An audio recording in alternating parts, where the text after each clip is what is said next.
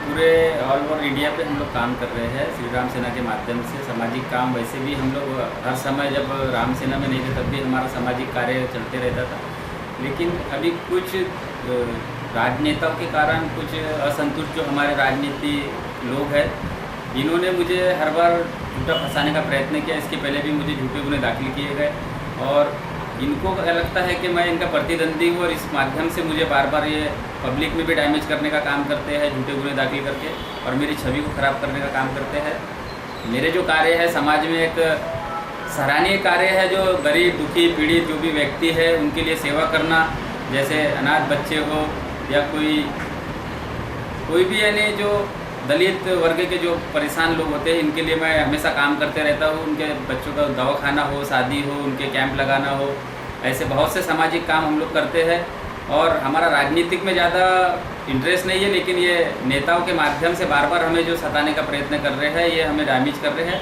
और अभी हमने जो चुनाव लड़ा था, इनके नेताओं के कारण ही मैं बीजेपी में कार्य करता था, लेकिन इन्होंने हमें अनदेखा किया और हमारे कार्य को अनदेखा किया। इसलिए हमने इनसे अलग होकर के, इनके साथ में रह कर के हमारा दम घुट रहा था, हमने अलग होकर के चुनाव लड़ा, क्योंकि हमें दबाव के नीचे काम करने की आदत नहीं है और ये दबाव के माध्यम से हमसे काम कराना चाहते हैं। और हमने चुनाव लड़ करके जब इनको हार मिली तो इनको दुख हुआ और इन्होंने आगे का जो रणनीति इनकी चुनाव की है, अभी आने वाला भी चुनाव जो है, इनको ऐसा लगता है कि रंजीत सपेलकर यदि चुनाव लड़ता है तो हमारे आने वाले समय में हमें तकलीफ दे सकता है। इसीलिए वो अभी से मुझे फंसाने का प्रयत्न कर रहे हैं। अभी कुछ दिन पहले किसी मैसेज के माध्यम से टिप्पणी आमदर के बारे में किया, ऐसा किसी ने कहा, लेकिन वो मेरा मोबाइल भी नहीं था और मैंने वो मैसेज किया भी नहीं था।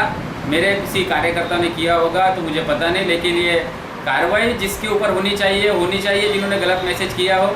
लेकिन मुझे ऐसा पता चला कि उस मैसेज में भी कोई गाली गलौज नहीं थी, जिसने भी किया होगा, लेकिन फिर भी वो मेरे नाम से रिपोर्ट डाल के मुझे बदनाम करने का काम किया। और मुझे थाने में जब बुलाया गया, मैं थाने गया तो वहाँ पे बीजेपी के कार्यकर्ताओं ने पूरा थाना घेर करके रखा था और घेरने के बाद में मुझे अपशब्द बोला, मुझे जातिवाचक गाली दी।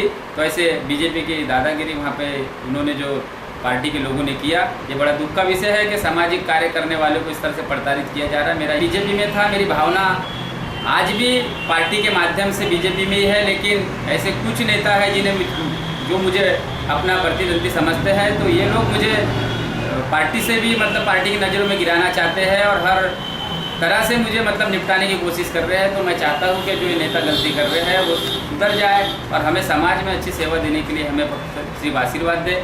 हम इनसे कुछ नहीं मांगते, हमारे कार्यकर्ता भी सक्षम है काम करने में, और हम जो कार्य कर रहे हैं, हमारा कोई भी ऐसा गलत कार्य नहीं है, ना ही हमारा कोई नंबर 2 का धंधा है। पहले भी मुझ पर झूठे गुने जो दाखिल हुए थे, ये पार्टी में रहते हुए मुझ पर झूठा गुना दाखिल किया था।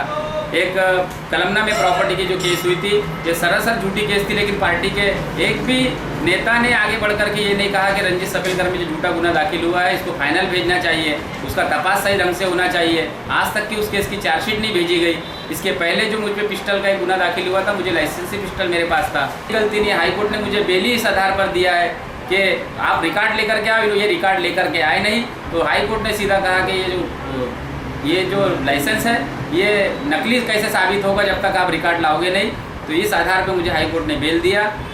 अब इनको लगता है कि ये दोनों केस से मैंने हमने फंसाने का प्रयत्न किया, ये छूट गया, तो बार बार इस चीज़ का लोगों को ये दिखाते ये गुंडा है। मेरे पे जो भी गुने झूठे दाखिल हुए थे, मेरे पूरे गुने छूटे हुए हैं, और ये दोनों गुने जो दाखिल हुए हैं इसमें मेरी चार्जशीट अभी तक इन्होंने भेजा नहीं। तो इसी से समझ में आता है कि इनकी नीति मेरे बारे में क्या चल रही है।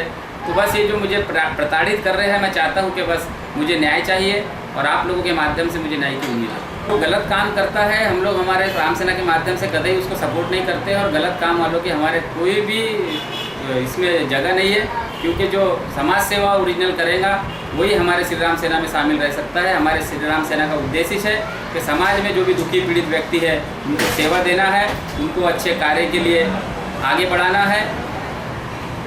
कोई भी दुखी व्यक्ति यदि पीड़ित व्यक्ति आता है तो उसको अपना सेवा देने का काम सिर्फ हमारे समाज के माध्यम से हमेशा होते रहना चाहिए, और उसी के लिए हम समाज सेवा के लिए सिर्फ सहयोग करेंगे। लेकिन कोई गलत काम के उद्देश्य हमारे राम सेना में ढूंढना चाहता है तो हमारे राम सेना में किसी की कोई भी गलत काम के लिए किसी कार्यकर्ताओं के लिए जगह नहीं है।